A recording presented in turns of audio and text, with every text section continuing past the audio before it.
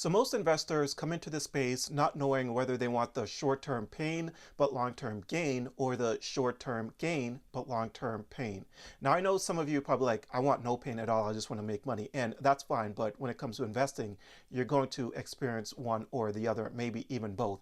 I've definitely experienced both. If you've been with me for a while, you already know this because I talk about the long-term pain that I have at the very bottom of one of my crypto wallets, just sitting there from last bull cycle when I poured money into a couple coins and they still haven't recovered at all. But I'm going to get more into that a little bit later on in this video. But first, for anyone looking for a great crypto exchange, make sure you check out my link to BTCC. You get 10% bonus on first-time deposits. You get extra bonuses up to $10,000. No VPN, no KYC. The link is going to be in my description down below for anyone that is interested. Now, if we take a look here at the crypto bubbles, what we see is it's a little bit of a mixture, but some coins are up way more than the others. For example, Move, another example is crypto.com. There is some news on crypto.com, which is this one right here. So shares of Trump Media jumped in after hours trading on Monday after the president's social media company announced an agreement with crypto.com to launch ETFs and related projects, which is very interesting considering the fact that not that long ago, maybe about a week ago, crypto.com said that they were taking their burnt tokens and putting it back on the market. Now, a lot of investors was pissed off about it, and I'm sure a lot of investors left. They just couldn't deal with this anymore. Like, who does something like that? You take your burnt tokens and put it back? Like, that doesn't happen. Burnt tokens are supposed to remain burnt, but clearly there was a deal that was on the table, and this is why they were doing what they were doing. But yeah, good for crypto.com. Regardless, it's pretty big news, and maybe crypto.com will continue to rise. We have absolutely no idea. As I just showed you the crypto.com news, it's pretty clear that the market is still moving in the right direction. So right now we are all experiencing short-term pain, but because the market is still moving in the right direction, crypto is the future, and we all know this, then the long-term gains is definitely going to be there. Even if we take a look at this article right here. So this says BlackRock securitize expand 1.7 billion tokenized money market fund BUIDL to Solana.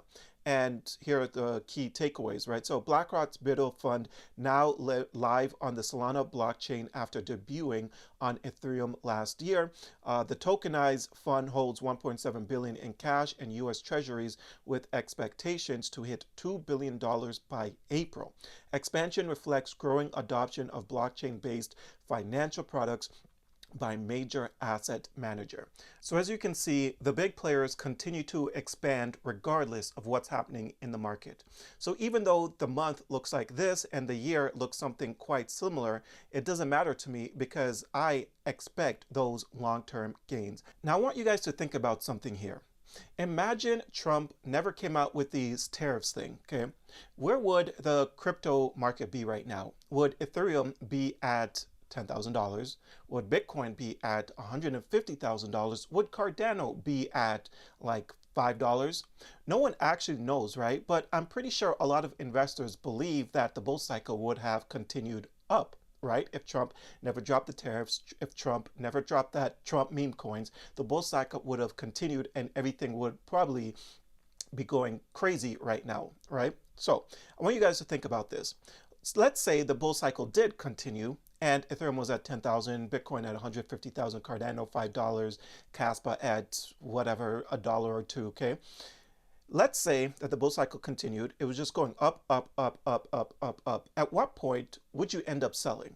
Because let's say you took your $1,000 and let's go crazy. Your $1,000 turned into $1 million, right? You'll be watching these YouTube videos and people will be saying we're only going to continue to skyrocket because things are just looking extremely bullish for this space. BlackRock is doing this, Grayscale that. We got Trump doing this. We got SEC on board with this, XRP doing that. Like all sorts of bullish news coming into the crypto space. At what point would you actually sell and take profits? I want you guys to really think about that one, because for many investors, what they would do is continue to hold. Their $1,000 that turned into $1 million would come all the way back down to $1,000 and eventually $100. And this is why I am circling back to short-term pain versus short-term pain, long-term gain versus short-term gain and long-term pain. You see, right now what we're experiencing is short-term pain. But the good thing about this short-term pain is the markets didn't really go as parabolic. Imagine if the markets did go parabolic.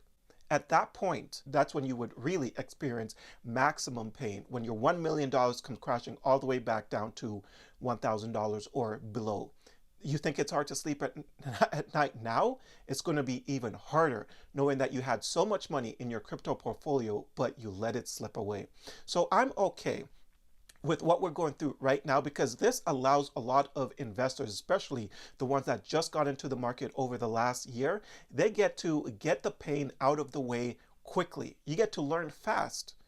Like I said, if the markets continue to explode, you would have learned absolutely nothing, and you would have thought that the crypto market would just continue to skyrocket. And then those life-changing gains would get completely snatched away from you, and you don't even know if you would have ever get that opportunity to turn $1,000 into $1 million ever again. So even though things look very brutal right now, it is okay, because we're getting these lessons out of the way quickly. Because once the market recovers, you already know what it takes to make some pretty great money in crypto. You take profits on the way up. That's how you make money in crypto. Now check this out. A few weeks ago, Tom Lee predicts that the bottom is pretty much in, right? And just yesterday, he said there are increasing signs of that we've actually established a tradable bottom. So there are some big players in this space that do believe that we are potentially at the bottom, or we are near the bottom. I completely agree with that. I do think that we need to exercise caution still, but if you do have that strategy of DCA no matter what the price is or at certain levels, then I would stick to that strategy, because the last thing you want to do is miss out on the potential rip that's inevitably going to happen. It's a matter of when is it going to happen.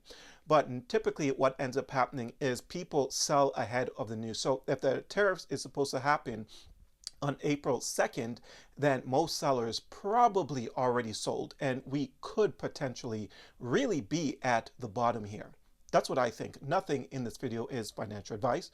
I can always be wrong, so make sure you guys do your own research. But again, we are experiencing short-term pain, but you got to always remember to have a long-term mindset. And if you do have that long-term mindset, then you're going to be fine in this market. Just learn from your mistakes, learn from other people's mistakes, and hopefully you don't make them again moving forward. I know that some people will.